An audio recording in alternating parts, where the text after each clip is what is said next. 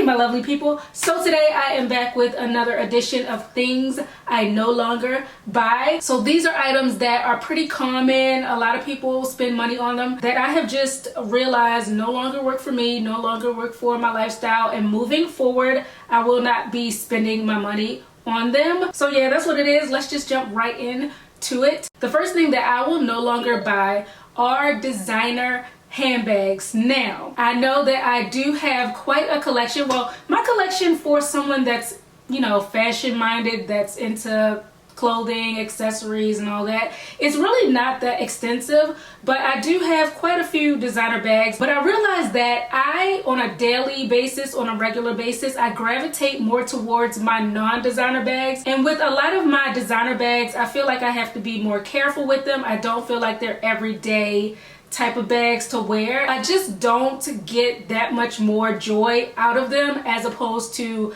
my less expensive bags. Actually, if I'm being honest, I get more satisfaction and definitely more use out of my bags that are like 50 bucks and under. And I like nice things. I like to look nice. I like to be put together, have a cute outfit, but I really don't have to spend hundreds or thousands of dollars on pieces just to look cute. The bags that I have, I don't necessarily regret buying them, but just thinking about how much money I spent, I really could have used it in so many other ways, so many more productive ways. And at this point, I'm like, I've had enough. I have enough luxurious things that I don't feel the need to keep shelling out money for things that I really don't even wear that much. I'm just stepping way back from being ultra materialistic, being into labels and stuff like that. It's just, you know, I'm moving into a different phase of my life. The next thing that I will no longer buy are hair oils. You know, the oils that when you go to the beauty supply store or you go to, you know, wherever you get your hair products,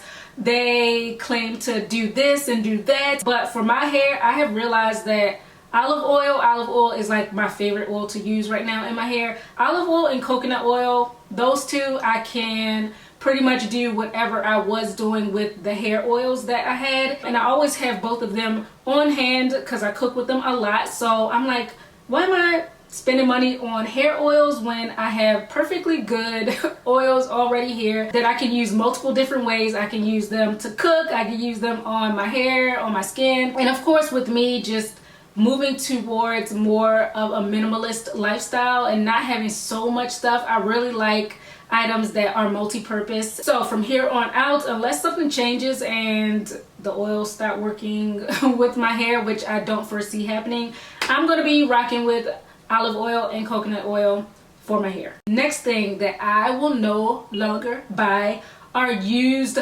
cars. Now with this, I definitely have to explain because I know that a lot of places say, or a lot of people suggest not to buy new cars because once you drive them off the lot, the value of the car automatically decreases by about 10%. I think I read 10%, something like that. And I've seen a bunch of articles that said that buying a car that's like 1 or 2 years old, so it's still a pretty new car, it's new-ish, but you don't have that immediate plummet in the value. And they say that that is a better use of your money because you get more for what you're paying. And I understand that completely. I totally get it. But for me, in my peace of mind, I like to be with the car from the very beginning so I know exactly what's going on with it. I know the maintenance. I know if there's any issues that come up. Sometimes previous owners don't disclose certain things about the car because maybe they want to hurry up and sell it.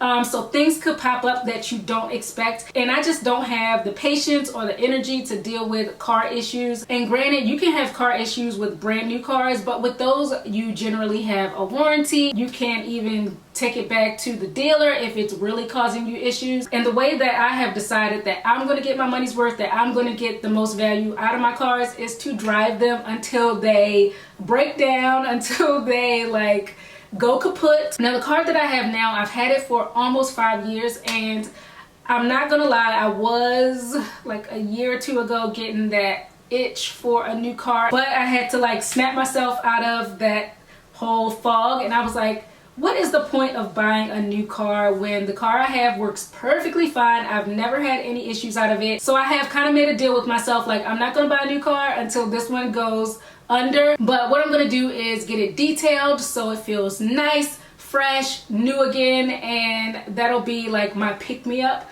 as far as my car goes. I also no longer buy, well, I've actually never bought nursery furniture. And the reason is I just feel like I wouldn't get enough use out of it to justify the expense.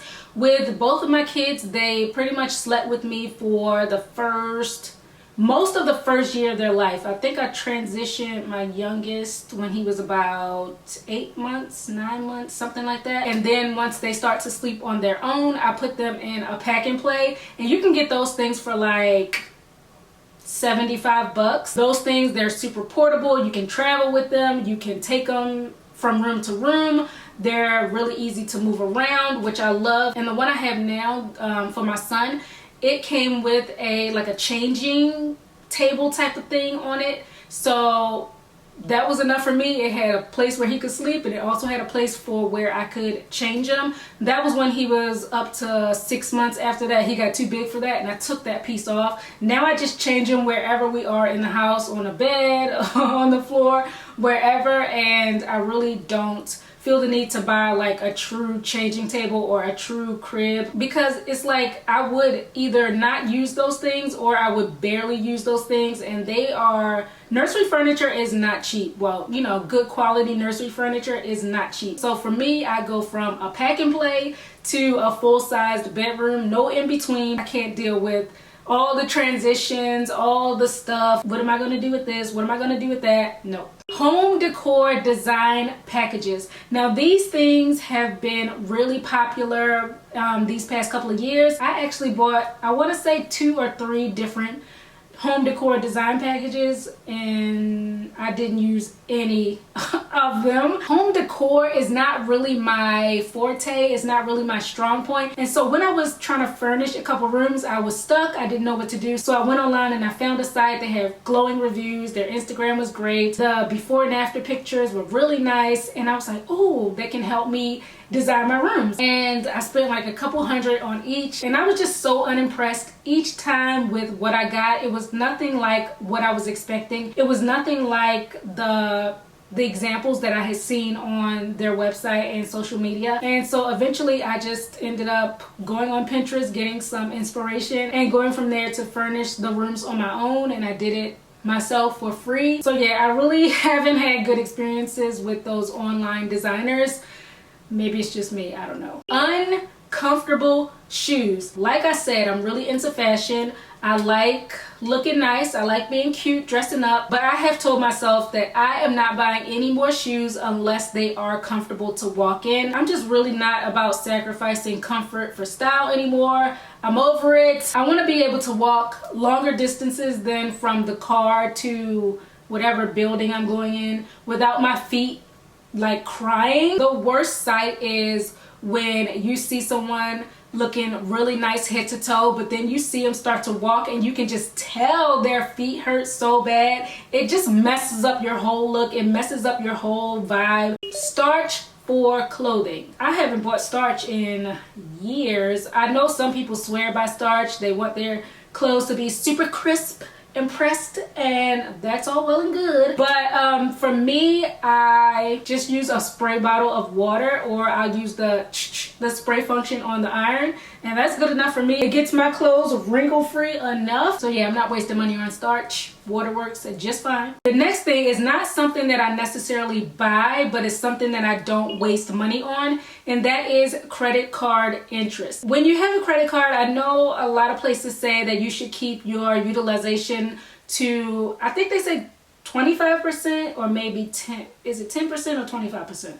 I'm not sure, but they say to definitely keep it under 25% for your credit score and all that stuff. Now, I do agree that you should not be maxing out your credit card and keeping a high balance, because it does affect your credit score negatively. But also, you don't want to be in debt, and you don't want to be paying exorbitant fees from carrying a balance. So I always recommend a zero balance. If you use a credit card, do not charge more than you can pay off before the cycle ends. Some people say not to use credit cards at all because it's a debt trap. I agree with that, but then I don't agree with that in some ways because I use a credit card as an added layer of security, so I don't have to always swipe my debit card. You know, if anything happens to my debit card, then I could potentially be out of money until whatever issue is resolved. If something happens with your credit card, you really aren't out of cash. And also I use a credit card for rewards, so whenever I make a purchase I get a percentage back. But besides all that, I always pay my credit card in full so that I do not incur any type of interest fees. Life is expensive enough. You don't want to be, you know, giving free money to the bank. You don't want to be paying more for stuff than you need to. And also I want to say for the reward cards, now with that you have to be careful because some people fall into like a reward trap, because psychologically when you have one of those cards and you know that you're being rewarded for basically running up your balance, some people can start to buy things that they normally wouldn't because in their mind they're like, well, I'm gonna get something back, I'm gonna get a payoff, and they end up getting into debt. It's kind of like when you go to a fair and you spend all this money and then at the end you get like a cheap bear. That's the thing with credit card rewards. So don't go chasing that reward. Use the credit card, let it work for you, but don't go outside of your means just because it's a reward card. Don't fall into it. Expensive wireless headphones. Now y'all, I bought 2 different pairs of Beats headphones. Why? The marketing got me, that's all I can say. I was sucked into the hype and I bought some Beats headphones. The first pair, they didn't last that long. I want to say a couple months before they started to pretty much fall apart. Like the piece on the ear, the fabric, it was coming off. It was just a mess. I bought another pair of headphones and it was the same thing. So after that I'm like, I'm spending all this money on headphones that don't even last me a year. No way, Jose. So now I have these babies right here. These are wireless. They are super cute. They have the buttons on the side where you can adjust the volume, you can skip. They have a cord so you can wear them, you can plug them in. I got these for a really good price. I want to say 20 to 30 bucks. I can't remember exactly how much, but I got these from Amazon. They work great. The sound, I really don't notice a difference in the sound between these and the Beats. I don't feel like the Beats were that much superior. So from here on out, no more expensive headphones for me. I'm going to get what works. I'm not going to be swayed by the brand that's on them. Next up are audiobooks. Now I actually got a free trial when I worked with Audible on a promotion, and I did like the service. I did like the fact that the selection was really extensive and it was super convenient for when I was multitasking. Like I would listen to audiobooks while I worked out or did stuff on the computer. But I realized that I retain more. I feel like I'm more into the book, I'm more invested when I actually have a physical copy in my hands and I'm reading. So I haven't actually spent money on audiobooks because I did get them for free when I was listening to them, but I definitely prefer physical books. So those are where, if I'm going to spend money on a book, I'm going to get a physical one instead of an audiobook. Cell phone insurance. I had insurance on my first cell phone, and y'all, when I went to, I think I lost my phone, and when I went to the store to get a replacement, I was like, I have insurance, and they were like, okay, that's great, but you're gonna have to pay $150 plus blah blah blah, and you're gonna have to wait like 2 days. And I'm like, what the hell was the insurance for if I still have to pay money on top of that? The money that I was paying into the insurance, once you added that with the fee that I had to pay to get the new phone, it was pretty much a wash. I could have just bought a new phone outright. So from then on out, I was like, yeah, y'all can keep your insurance. I'm just gonna be more mindful, make sure I don't lose anything. And now when I get a phone, all I do is I get a screen protector, I get a case to protect my purchase, and that is pretty much it. I just feel like the money you pay for cell phone insurance, you could just put that aside as a new phone fund, and if something happens, then take that money and use it. But for me, it's just not worth it. Y'all, I never tried grocery pickup until this year when the whole pandemic thing happened, and it was just becoming a hassle to go into the stores and stuff like that. So I was like, let me try this. This seems perfect. Great idea. All I have to do is, you know, make my grocery order online. The people at the store, they pack it. I drive to the store and they put it right in my car. I don't have to get out. I don't have to go in. And I did this for 2 orders, and then I was like, okay, no more. It's like the workers that pick it, they do not care. They just get the first thing they see. And you know how when you go to the grocery store, you like to, especially with fresh produce, you like to feel it, you like to smell it, you like to make sure you're getting like the perfect piece. They gave me stuff that looked like it was about to go bad the next day. They gave me stuff that looked like it was banged up. I was just looking like, what in the heck? So when I made my second order, I'm like, maybe it was a fluke, maybe it was just this one.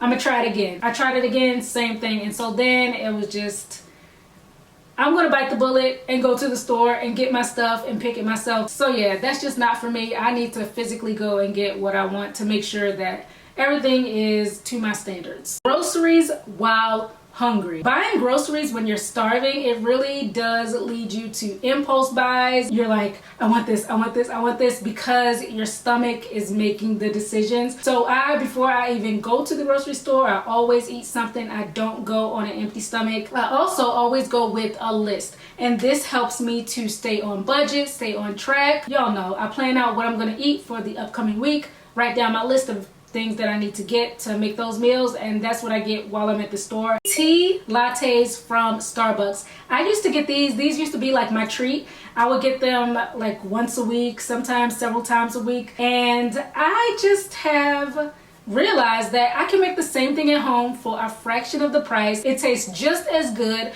and also I don't have to worry about them. Like, you know, I'm plant-based, so I order my drink with almond milk or one of the non-dairy milks. And sometimes when I would order my tea lattes, I would worry in the back of my mind about cross-contamination or them giving me just real milk. So now I just make it myself. I know exactly what's in it, and I'm saving money at the same time. Impulse clothing purchases is another thing that I do not spend money on. So historically, I would go online browsing and just look and see, and if something would catch my eye, I would immediately buy it. But now, as you guys know, I have super stripped down my wardrobe, and I'm really not into having a bunch of clothes. So when I do think of something that I need for my wardrobe or something that I would like to get, I will go and search for it online. I will put it in my cart, and I will let it sit for a day or two just to be certain that that's the thing that I really want. If at the end of those 2 days I'm still wanting to get it, then I'll go ahead and buy it.